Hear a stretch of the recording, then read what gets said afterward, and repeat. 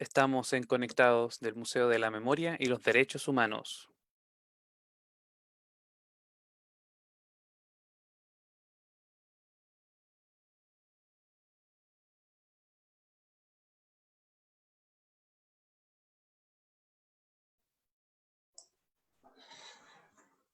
Hola, bienvenidas y bienvenidos. Aquí estamos nuevamente en nuestro programa Memorablemente. Y tenemos una invitada muy especial. Es Nancy Yáñez, a quien conocemos, es integrante del directorio del Museo de la Memoria y los Derechos Humanos. Y es directora del Centro de Derechos Humanos de la Universidad de Chile. Eh, También, para que quede registro, ella es magíster en Derecho Internacional, Convención de los Derechos de los Pueblos Indígenas, y es doctora en Derecho de la Universidad de Chile. Es un honor tenerte en esta conversación, Nancy. Gracias por estar acá. Muchas gracias, Francisco. Bueno, el honor es mío, como siempre, poder estar aquí en conversación contigo y con el Museo de la Memoria y todo lo que representa. Nancy, si tú pudieses decidirnos así como una introducción para quienes no necesariamente conocen bien, ¿en qué consisten los derechos de los pueblos indígenas? Como una primera aproximación. Bueno, los derechos de los pueblos indígenas han sido reconocidos en el derecho internacional de los derechos humanos y son reconocidos después de una larga lucha de los pueblos indígenas por ponerle término a los procesos de descolonización. Es importante señalar que los pueblos indígenas no necesariamente fueron descolonizados como parte de los procesos de independencia que vivieron los estados en cuyas fronteras han quedado viviendo después de estos procesos libertarios, ¿no? Y las condiciones de subordinación evidentemente se han transformado no solamente en una postergación de sus derechos, sino que en la negación del derecho fundamental a la libre determinación, que implica precisamente definir el estatus político que debieran tener en las sociedades en las cuales están inmersos y que en realidad les permite mantener un proyecto civilizatorio propio, que es el proyecto histórico de vida que tienen los pueblos indígenas y que han perpetuado a través de las distintas generaciones. Entonces, el sistema de Naciones Unidas reconoció derechos humanos a las personas, permitió la descolonización, pero solo de ciertos pueblos, es decir, de pueblos que estaban sometidos a poderes coloniales de ultramar. Pero los pueblos que quedaron dentro de las fronteras de estados republicanos que vivieron a su vez proceso de descolonización no fueron reconocidos en el proceso de descolonización. Y de ahí empieza entonces toda una tarea de los pueblos indígenas en el derecho internacional porque se les reconozca el carácter de pueblos, es decir, como sujeto colectivo, y se les reconozca derechos especiales vinculados a el derecho que tienen todos los pueblos a la libre determinación y por lo tanto a poder participar en la comunidad política de los estados nacionales de una manera que les permite incidir en las tomas de decisiones, sobre todo aquellas que afectan sus intereses, ¿no? En ese marco, entonces, los pueblos indígenas aspiran al reconocimiento de su condición de pueblos y aspiran a que se les reconozca sobre todo las bases políticos administrativa de su expresión política como pueblo, que son los territorios ancestrales, donde ha tenido lugar la forma de vida y costumbre de los pueblos indígenas, ¿no? Entonces, desde el año 1971, se inicia un estudio en Naciones Unidas sobre la discriminación en contra de las poblaciones indígenas en esa época.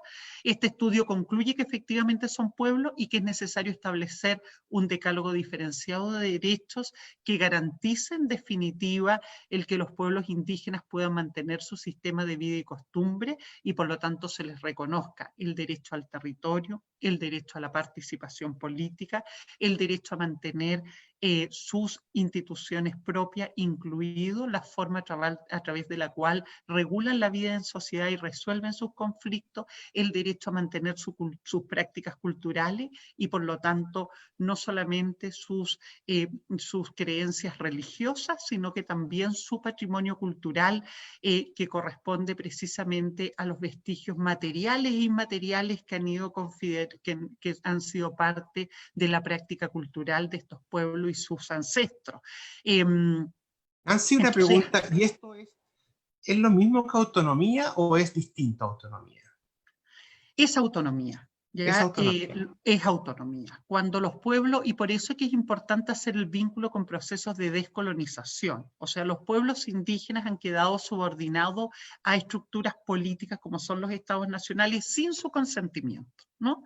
Eso significa, por ejemplo, en el caso chileno, y refiriéndonos particularmente al caso del pueblo mapuche, el pueblo mapuche es incorporado a las fronteras chilenas en virtud de la ocupación militar que Chile hace de su territorio autónomo, un territorio reconocido como autónomo en los parlamentos que suscribieron con la corona española.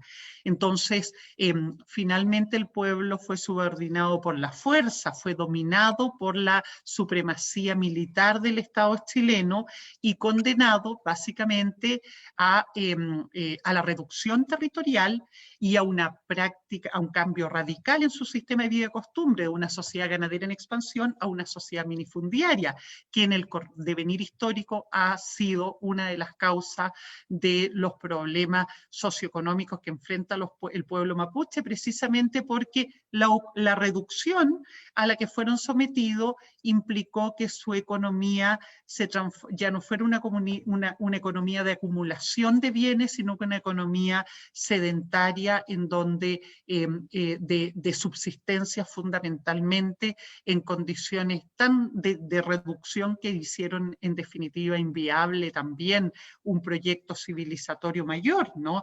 Que tenía el pueblo mapuche antes de la dominación militar. Y lo mismo ha ocurrido en los territorios de los otros pueblos indígenas. El caso de los pueblos del norte fueron incorporados a las fronteras de Chile por la Guerra del Pacífico, absolutamente en contra de su voluntad, pero lo más complejo ahí es que el proceso de subordinación militar finalmente implicó desproveerlos, digamos, privarlos por la fuerza de sus rasgos culturales. El Estado de Chile inició ahí un proceso que se llama deschilenización y a través de este proceso de chilenización finalmente buscó despojar al pueblo, sobre todo al pueblo aymara, al pueblo quechua, al pueblo atacameño, de sus rasgos culturales para que manifestaran su adscripción nacional al Estado de Chile, ¿no? Sí. En el caso de Rapa Nui ocurrió lo mismo y También. lo propio con los pueblos indígenas del extremo sur.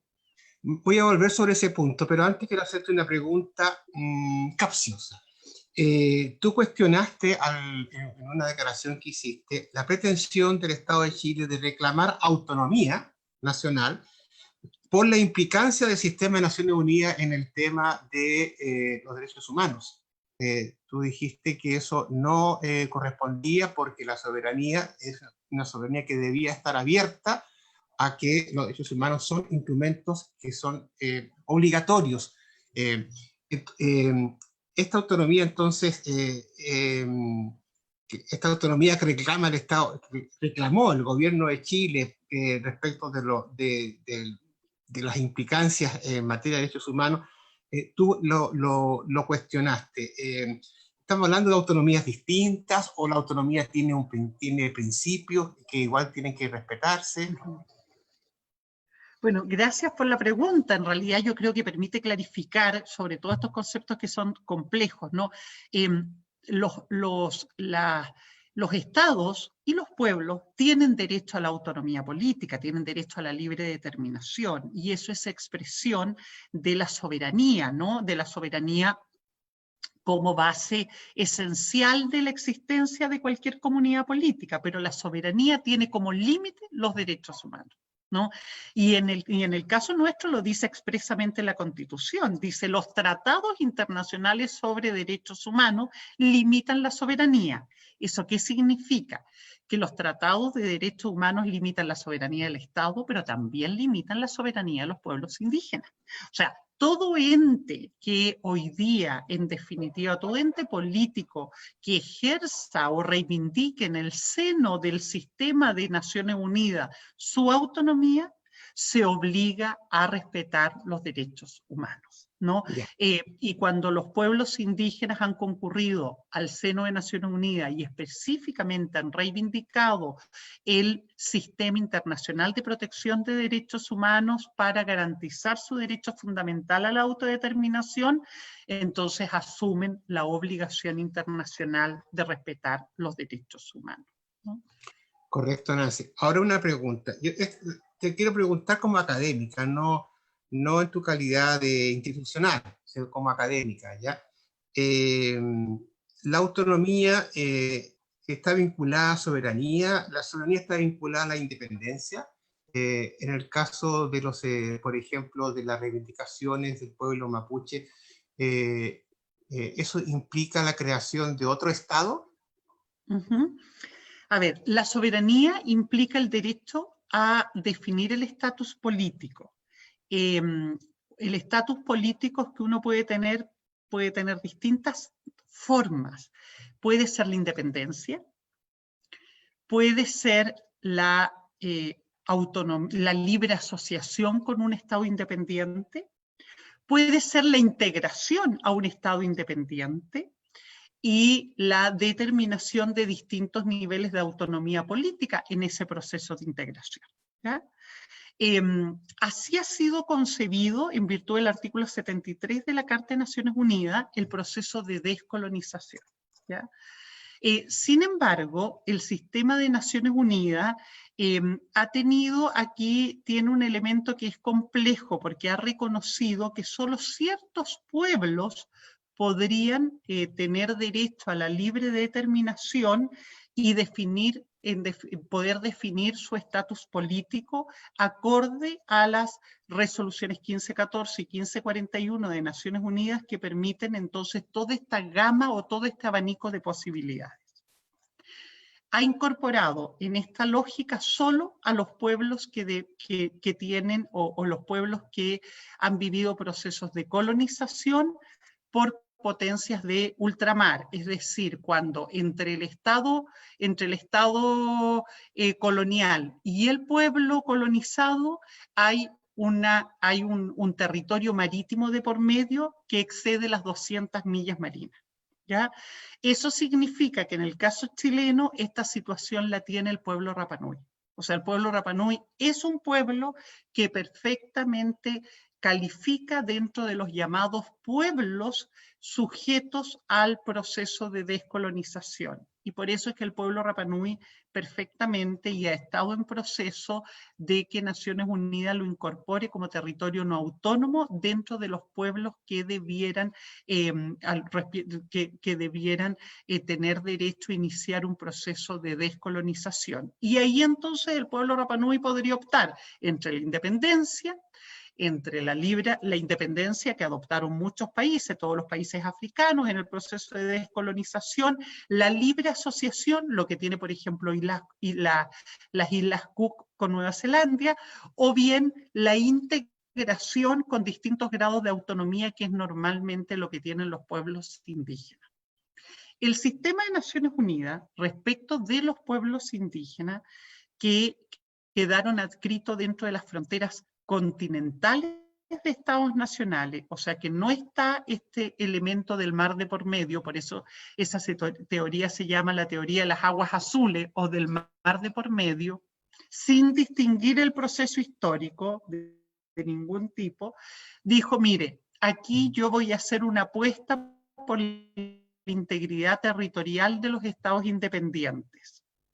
Y le voy a reconocer a estos pueblos la posibilidad de definir distintos grados de autonomía interna, a menos que vivan en una condición de subordinación tal que implica la denegación absoluta de sus derechos fundamentales y en donde entonces Naciones Unidas habilita los mecanismos institucionales del sistema de Naciones Unidas, básicamente de protección del derecho internacional humanitario, situaciones, por ejemplo, de genocidio, ¿no? Pueblos que han sido exterminados dentro de las fronteras de estados nacionales, ¿no? Que en definitiva, entonces ahí se articula el sistema a efectos de buscar salvaguardar los derechos de estos pueblos y no darle la preeminencia que tiene el Estado Nacional, que actúa de un modo acorde a las directrices de la comunidad internacional. Entonces, desde esa perspectiva, lo que ha regulado el derecho de los pueblos indígenas es la Declaración Universal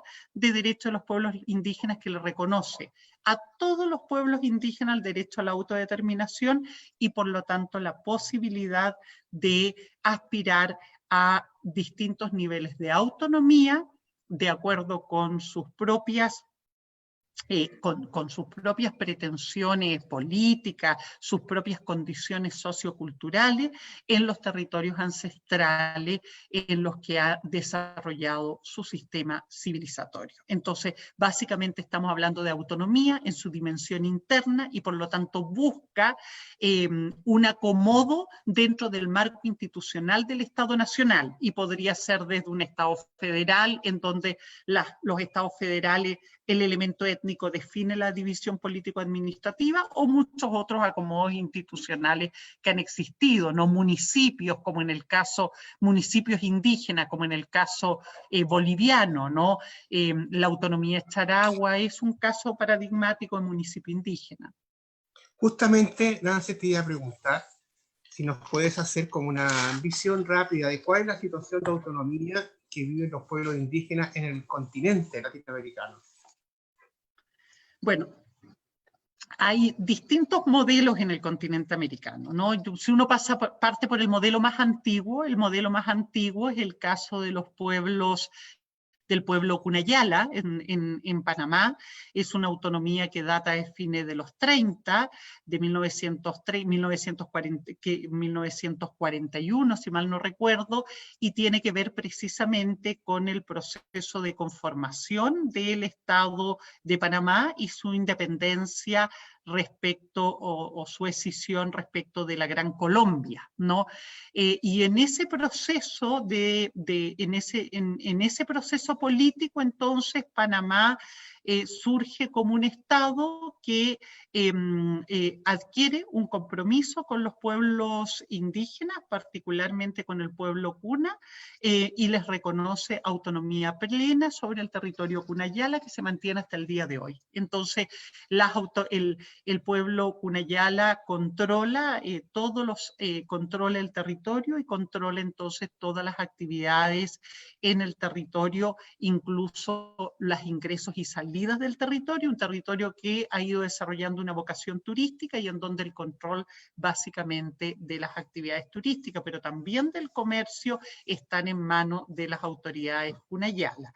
Estas autoridades además ejercen soberanía no solamente en el espacio territorial, sino que también pueden regular en los aspectos étnicos la vida de sus miembros fuera de las márgenes del territorio y se ha ido consolidando con una autonomía bastante robusta, ¿no?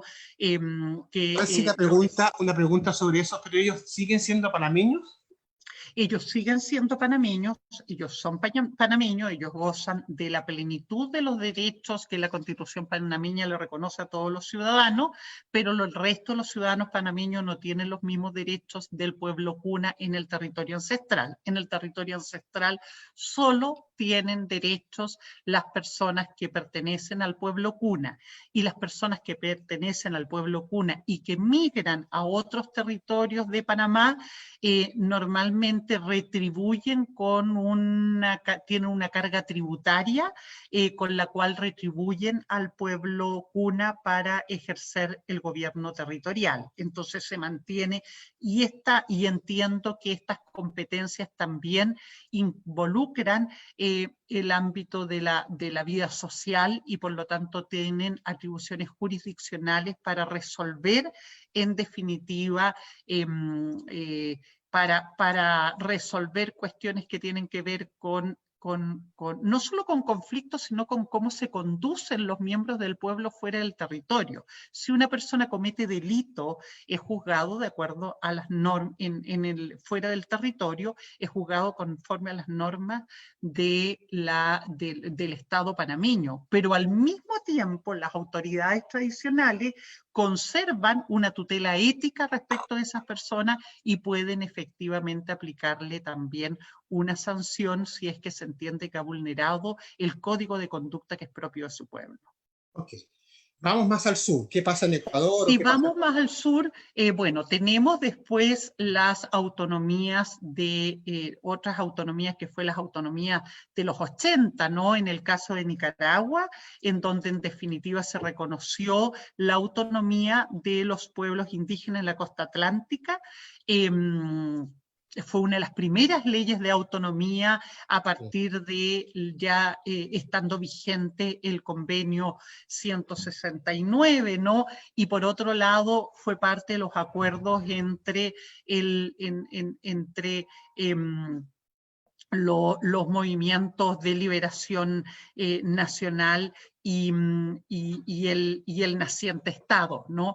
Yo diría que ahí lo que tenemos en definitiva son autonomías que se traducen entonces en modelos de gobierno en el territorio y que luego incluso constituyen partidos políticos que les permiten entonces generar liderazgo en todas las instancias político-administrativas de la costa atlántica. Ahí hay un caso paradigmático que es el caso Yátama, porque se constituye el partido político Yátama para tener efectivamente representaciones políticas en todos los órganos de elección popular en el territorio. Y si bien el Estado trató de limitar estas posibilidades imponiendo la ley de partidos políticos, finalmente el Sistema Interamericano de Derechos Humanos, la Corte determina que los pueblos indígenas pueden establecer las leyes pueden ejercer sus derechos de representación política en el Estado de acuerdo a los sistemas, de representación que les son propios o que son más adecuados a sus prácticas culturales.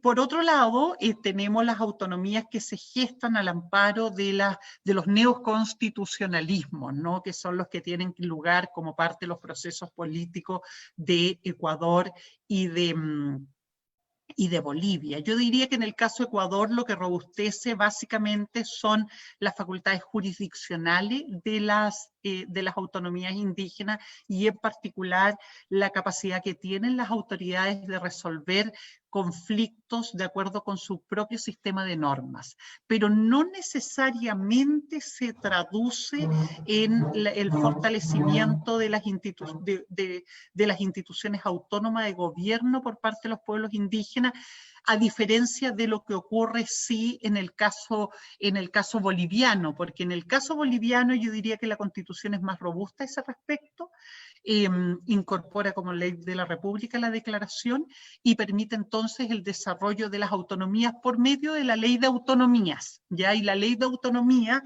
lo que permite entonces es que en definitiva en los territorios indígenas se establezcan entonces modelos institucionales que permiten en definitiva el desarrollo de esta autonomía con un estatuto pertinente a cada territorio, ¿no? Entonces cada territorio ha ido desarrollando con el apoyo del Ministerio de las Autonomías un estatuto de gobierno. Y ese estatuto de gobierno entonces ha permitido la conformación de un gobierno territorial que recoge las prácticas culturales indígenas y que garantiza entonces la representación preferente de los pueblos indígenas sobre esos territorios que no son necesariamente territorios monoétnicos. Hay territorios multiétnicos y hay territorios donde convergen, donde no solamente habitan pueblos indígenas, sino que también habitan personas no indígenas que al habitar dentro del territorio se someten a los gobiernos étnicos. Mira, interesante. muy interesante. Estamos verdaderamente aprendiendo mucho con esto que nos estás contando de cómo sucede paralelamente en América Latina las reivindicaciones y los derechos conquistados de autonomía por los pueblos indígenas. En el sur del país, en el sur de Chile, el tema está bien crítico. Hay situaciones que son hoy día de alta tensión, pero hay un punto que me llamó a mí poderosamente la atención en la zona de la Araucanía, o del Gualmapu, como se dice, en un municipio, un ataque a quienes se habían tomado ese edificio municipal, y en las afueras de ese edificio se ve una manifestación de personas provistas de LAC y otros implementos, saltando y diciendo: el que nos salta es mapuche. Hay en esto también bastante racismo. Pero la pregunta que yo te quiero hacer, Nancy, nuevamente es una pregunta académica. ¿Cuáles son los escenarios de autonomía que es posible tener como presente, como viables, académicamente hablando, en todo lo que es la zona mapuche del sur? ¿Qué escenarios de autonomía, académicamente hablando, podrían considerarse para iniciar una conversación de esta naturaleza? Bueno, yo creo que nosotros tenemos algunas experiencias de las cuales comenzar la reflexión para responder esa pregunta, ¿no? Una organización que es interesante de tener en consideración es la Asociación de Alcaldes Mapuches, lo que demuestra que tenemos varios municipios en el Gualmapu que están siendo liderados, que la máxima autoridad comunal es una persona perteneciente al pueblo mapuche. Y eso es expresión, no solo expresa varias cosas, expresa la identidad étnica del territorio, en particular porque los ediles en todos esos municipios hacen explícita su identidad étnica y la representación étnica que tienen, sin perjuicio de las obligaciones que asumen sobre el resto de la población. Lo segundo que muestra es la composición demográfica de esos territorios, que sigue teniendo una mayoría de presencia indígena que se expresa en el cuerpo electoral. Entonces, y luego ha dado cuenta de gestiones tremendamente exitosas en el gobierno comunal, ¿no? Si uno piensa en los años que ha ejercido, por ejemplo, voy a poner solamente el caso de Adolfo Millabur, una autoridad edilicia que cuenta con un respeto absolutamente transversal y nacional, que lleva muchísimos periodos en los cuales ha demostrado una gestión comunal ejemplar, digamos, ¿no? Entonces, yo diría que evidentemente observamos ahí si efectivamente nosotros quisiéramos hacer una apuesta por generar en el plano comunal, un modelo de gobierno comunal que represente la composición étnica del territorio a efectos efectivamente de salvaguardar los derechos de los pueblos que allí habitan. Evidentemente, me parece que por ahí tenemos alternativas que ya se han manifestado como exitosas, ¿no? Tenemos Tirúa, tenemos Galvarino, tenemos Puerto Saavedra, por nombrar algunas, ¿no? Pero por otro lado, evidentemente esto supone que tomemos algunas decisiones destinadas a robustecer la autonomía y a no debilitar la autonomía. Lo primero, entonces, yo creo que Chile debiera pensar la división político-administrativa que nuestro país no ha tenido en consideración ni la pertenencia étnica a un pueblo indígena, ni siquiera los rasgos culturales de los territorios. Y esto es una sentida pretensión no solo de los pueblos indígenas, sino que también de otros territorios que en definitiva claman porque la representación político-administrativa no invisibilice sus rasgos culturales, entendiendo que de esa manera pueden incidir mejor en toma de decisiones que afectan sus vidas. Estoy pensando en cómo se regionaliza el Biobío, la región de los ríos, por ejemplo, ¿no? Valdivia, que dice, mire, pero nosotros no tenemos o no sentimos que tengamos identidad cultural con la región de los lagos necesariamente, y por lo tanto cuando dependemos político-administrativamente de esa región nos vemos postergados en la toma de decisiones. Entonces uno también podría pensar que no solamente se pudiera fortalecer la autonomía, tuviera una representación en el ámbito del gobierno comunal, sino que también provincial y regional. Y en el ámbito de los órganos de deliberación política, nosotros estamos muy al debe, ¿no?, en la participación política, mucho más en la participación pluriétnica.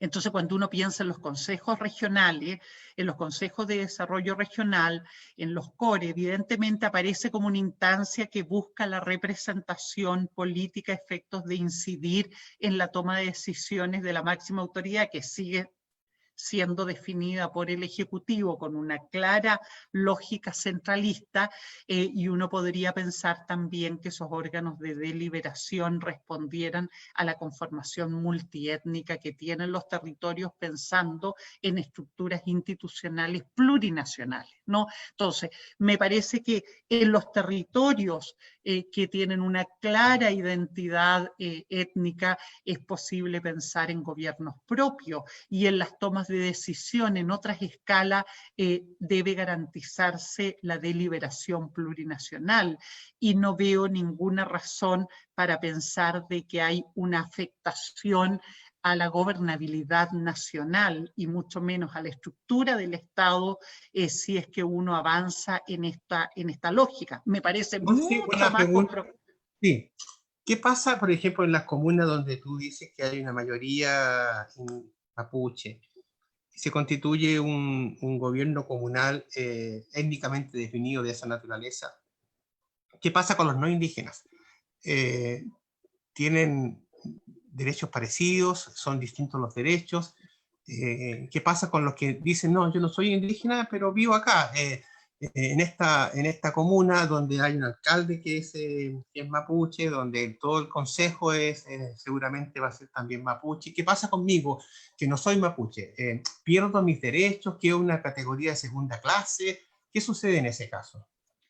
A ver, primero una respuesta bien simple, digamos. Uno no debiera pasarle nada, porque a los mapuches no debiera pasarle nada porque el gobierno no sea mapuche, ¿no? Entonces, si los mapuches nunca se han planteado la disyuntiva de qué le pasa a un mapuche si es que el alcalde es un no mapuche, o si es que el intendente es un no mapuche, o si es un colono, y si es un colono europeo, evidentemente no debería haber ninguna razón para que esa preocupación albergue una persona que no pertenece a la etnia. Distinto es, y por lo tanto la cuestión de los derechos solo debiera traducirse en algunas cuestiones que son fundamentales. La primera, respecto a la cuestión de las tierras y de la propiedad sobre las tierras. Evidentemente la propiedad sobre las tierras corresponde a quien es el titular de estos derechos, que es la respectiva comunidad, y esa respectiva comunidad ejercerá sus derechos como el propietario de otra propiedad aspira a hacerlo. Ahora, distinto es que, en definitiva, y por otro lado, uno pensaría en que lo que uno pensaría es que en ese territorio, de igual forma que en los territorios que tienen particulares vocaciones que nos interesa cautelar, todos debemos conducirnos con resguardo de esas prevenciones. Si yo estoy habitando en un territorio que es un parque nacional, por ejemplo, de hecho yo habito en un lugar que es declarado santuario de la naturaleza, y eso es un privilegio.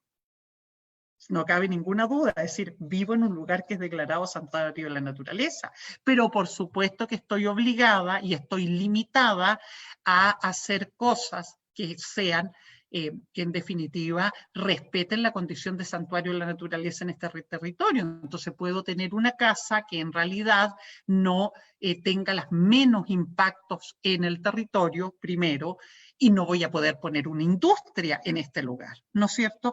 Entonces, de igual forma, cuando uno habita en un territorio que tiene esas particularidades, o sea, si yo voy a habitar en Rapa Nui, o si voy a habitar en el territorio atacameño, o si voy a habitar en el territorio mapuche, evidentemente, porque hay un interés público de salvaguardar, en definitiva, no solamente las prácticas culturales de estos pueblos, sino que también el ecosistema que hace posible esas prácticas. Entonces, uno va a tener limitaciones en la vida que pueda desarrollar en ese territorio. Ahora, solo va a ser posible la respuesta sencilla, es decir, no le va a pasar nada, y solo es posible decir, igual que no le pasa nada a los mapuches, si ese territorio está pacificado. Porque el problema que tenemos, porque los mapuches hoy día le pasan cosas, ¿sí? O sea, la respuesta respecto a qué le pasa a un mapuche en un territorio liderado por un no mapuche es que está criminalizado, es que está militarizado, es que está discriminado, y no solo hoy, es que ha sido históricamente discriminado, es que ha tenido que sufrir racismo toda su vida. Eso le pasa a un mapuche en ese territorio. Y eso le ha pasado históricamente a un mapuche en ese territorio. Y cuando eso ha engendrado un clima de violencia como el que hoy día vivimos, entonces ocurre que aquel que discrimina, finalmente hoy día dice, yo tengo derecho a vivir en paz. Es que ambos tienen derecho a vivir en paz. Y como ambos tienen derecho a vivir en paz, ese territorio debe ser pacificado por la vía de garantizar los derechos de todas y todos. Y nos guste o no, hay una situación compleja que resolver, que es la propiedad en ese territorio se constituyó de forma fraudulenta. Y por lo tanto tenemos que revisar la historia de cómo se constituyó la propiedad. Y Chile dio un mínimo pasito y después lo retrocedió. A propósito de que estamos en el Museo de la Memoria y los Derechos Humanos, constituyó la Comisión de Verdad Histórica y Nuevo Trato precisamente para ayudarnos a hacer ese salto que implica revisar la conformación de la propiedad en ese territorio. Y eso levanta todos los temores de este país, pero así es nomás. No hay otra alternativa que revisarlo si es que queremos efectivamente pacificar el territorio, porque se constituyó de forma fraudulenta y porque se ha sostenido sobre el racismo. El verbo pacificar tiene en la historia de Chile como una connotación más negativa, porque la pacificación de la Araucanía fue una pacificación de agresión, de violencia, de militarización, lo que tú has señalado. Yo entiendo que tú estás pensando en una pacificación de distinta naturaleza. ¿Cómo sería esa pacificación? Bueno, yo creo en la pacificación de los derechos. Yo creo que el potencial que tienen los derechos humanos es precisamente esto. O sea, solo una sociedad respetuosa de los derechos humanos es una sociedad que alcanza el objetivo superior de vivir en paz, o si no, no. Si la situación que estamos viviendo en Chile es precisamente esa. O sea, cuando la desigualdad y la discriminación se apodera de una sociedad, en definitiva germina la violencia, porque no hay más, porque en el fondo se sacrifican las bases civilizatorias más esenciales de la paz social, que es el respeto a la dignidad de la persona, ¿no?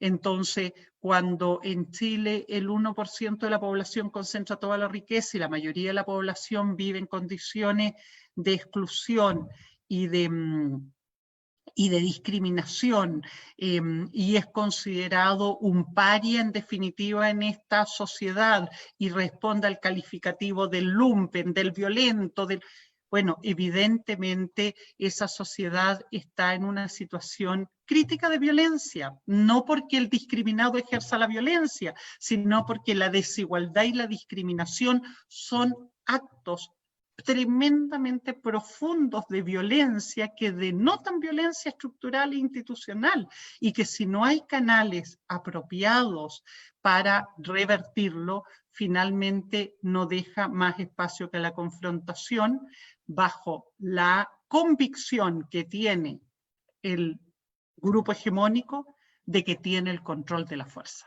¿no? Entonces, que en último término, en un escenario de explosión de violencia, sabe que puede terminar socavando eso, porque tiene en definitiva el poder hegemónico de ejercer de la fuerza y subordinar finalmente de esa forma. Entonces, en la Araucanía, en definitiva, lo que tenemos es un pueblo que ha vivido toda su vida este proceso, o sea, el proceso de la desigualdad, de la discriminación, de la exclusión, del que no salta es mapuche, de los indios, o sea, recordemos que a las ñañas que venden sus productos o sea, pensemos en cosas tan, ¿por qué no? O sea, mujeres mapuche de distintas edades, algunas de ellas mayores, vendiendo sus productos en las calles de Temuco, lo que hace atractivo Temuco por lo demás, digámoslo. O sea, si Temuco, en el fondo, la posibilidad que tiene todo el mundo de acceder, en definitiva, a recursos frescos, a recursos a productos orgánicos, ¿no? A generar una relación económica virtuosa con una economía que finalmente una economía de subsistencia que no genera ningún tipo de tensión con el ecosistema. Y resulta que viene y finalmente las autoridades estatales, lideradas por el alcalde, finalmente las erradican violentamente de las calles de Temuco. Esa es la vida cotidiana de la Araucanía, ¿no? Entonces, si esa es la vida de la Araucanía... Estamos acercándonos como al final ya del programa, pero quisiera preguntarte, yo te he hecho algunas preguntas así provocadoras, porque quiero justamente tratar de ver cuáles son las respuestas que se pueden esgrimir frente a los argumentos de esta naturaleza cuando se exponen en los medios y a través de autoridades también. Pero quisiera hacerte una pregunta. ¿Tú consideras que en el tema del proceso constituyente que viene, de la nueva constitución, cómo tiene que ser la participación del pueblo mapuche en ese proceso, si es que tiene que haber una participación organizada o no? O sea, no cabe ninguna duda que tiene que haber una participación diferenciada del pueblo mapuche y de todos los pueblos indígenas y también del pueblo afrochileno. Los pueblos que como entidades soberanas tienen derecho a la autonomía, tienen derecho a deliberar en el ejercicio soberano, ¿no? A través de sus representantes legítimos, y no tienen por qué hacerlo a través de los representantes o a través de las modalidades de representación de la sociedad mayor. Entonces, el primer acto de reconocimiento de la condición de pueblos de estos pueblos es garantizar que participen de la deliberación soberana, entendiendo que la soberanía radica en el pueblo, por lo tanto, su soberanía radica precisamente en sus representantes legítimamente elegidos, por lo tanto la necesidad de tener escaños reservados para los pueblos originarios y para el pueblo afrochileno me parece base para la legitimidad de la Constitución, o sea, de lo contrario va a tener un sesgo de legitimidad. Y luego en esa deliberación me parece que existe claramente el compromiso por una constitución plurinacional que evidentemente recoge en sus instituciones esta circunstancia, porque lo otro es negar que somos un país plurinacional y eso no podemos seguir negando, no podemos seguir negándolo porque es un hecho sociológico irrefutable. Bueno, Nancy, creo que ha sido muy interesante esta conversación. Quienes han estado escuchando así lo han manifestado, y también va a quedar esta grabación va a quedar puesta permanentemente para quien quiera consultarla. Ha sido preguntas como más académicas, pero también más políticas y contingentes, y y por cierto es un proceso complejo, nadie dijo que es fácil, pero sí tiene salida. Y lo interesante que nos plantea Nancy es que la salida no es la violencia, no es la represión, no es el desconocimiento de los derechos de los pueblos indígenas, es el respeto a la pluralidad. Incluso ella va más allá, habla ya de una plurinacionalidad, que significa un paso adelante, muy significativo. Eh, y creo que el camino para este análisis y para esta conversación y para este diálogo es un camino que ha venido ya hace harto tiempo realizándose, pero que ahora adquiere una importancia mayor, porque estamos a puertas de una discusión muy significativa. ¿Cómo es el Estado que queremos para este país? ¿Es un Estado que va a considerar la diversidad, que va a considerar el pluralismo, que va a considerar la existencia de naciones distintas, de pueblos diferentes? ¿Es posible que convivan y que concilien sus derechos en un mismo Estado? Son preguntas que están abiertas y, le hemos preguntado académicamente a Nancy, porque ya tiene responsabilidades institucionales, pero aquí las respuestas que hay que dar son desde la academia, por cierto, pero también son respuestas dadas desde las personas, desde la sociedad, desde las organizaciones, desde los derechos. Lo interesante que nos enseña Nancy es que las respuestas que hay que entregar para los conflictos, para las tensiones o para los grandes desafíos, son respuestas que tienen que darse siempre desde los derechos humanos, desde esa concepción más general, de entender el mundo y de entender el lugar en el mundo en que nosotros nos encontramos. Gracias, Nancy, por esta conversación y bueno, y seguimos vinculados. Muchas gracias, Francisco. Muchas gracias a todos los que nos han escuchado. Un saludo especial para todos quienes conforman el Museo de la Memoria. Muchas gracias. Bien, pues, muchas gracias.